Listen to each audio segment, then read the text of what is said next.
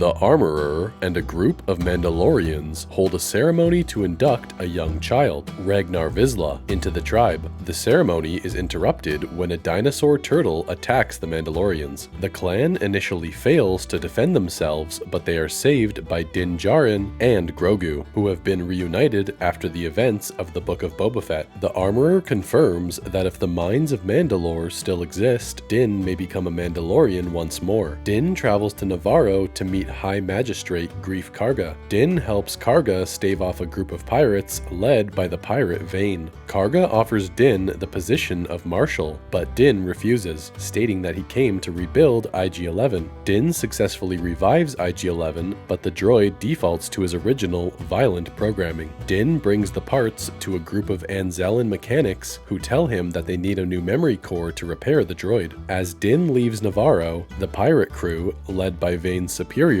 Gorian Shard, attacks his ship, but Din escapes. Din meets with Bo-Katan Kryze in an old Mandalorian castle on Kalevala, who reveals that after losing the Darksaber, she has abandoned her plans to reclaim Mandalore and tells Din to travel there alone. Din visits Pelimoto on Tatooine in search of a new memory core chip for IG-11. She does not have one, but instead sells him R5-D4. Din, Grogu, and R5 fly to Mandalore, where Din orders R5 to scout ahead and ensure that the atmosphere is non-toxic. When R5 does not return, Din ventures after it and is attacked by several Alamites, a native troll-like species living in the caves. Heading deeper into the mines, Din is captured by a cyborg creature and sends Grogu for Bo-Katan's help. Bo-Katan rescues Din and kills the cyborg before leading Din to the living waters. Din immerses himself to restore his status as a Mandalorian, but a sudden drop-off causes him to sink deep into the water. Bo-Katan dives in to save him. On the way back up, she comes face to face with the Mythosaur. After Din recovers, he and Bo-Katan depart Mandalore, though Bo-Katan withholds the Mythosaur's existence from him. Upon returning to Kalevala, they are attacked by Imperial TIE squads, who destroy Bo-Katan's home and are forced to retreat. On Coruscant, Dr. Pershing receives a pardon by the New Republic, but is startled to find Elia Kane, a former communications officer who was a part of Moff Gideon's Imperial Remnant, among the amnesty program's recipients. Elia agrees to assist Pershing in his efforts to continue his cloning research, which has been outlawed by the Republic. They sneak aboard a decommissioned Imperial-class Star Destroyer to steal the necessary materials, but Elia betrays Pershing to the Republic's lawkeepers, and later secretly sabotages the mind-wiping procedure used on him. Meanwhile, Din and Bo-Katan arrive at the secret Mandalorian enclave, where Din presents the Armorer with a sample of the living waters as proof of his redemption. Because she has also bathed in the waters, Bo-Katan is welcome to the enclave as well.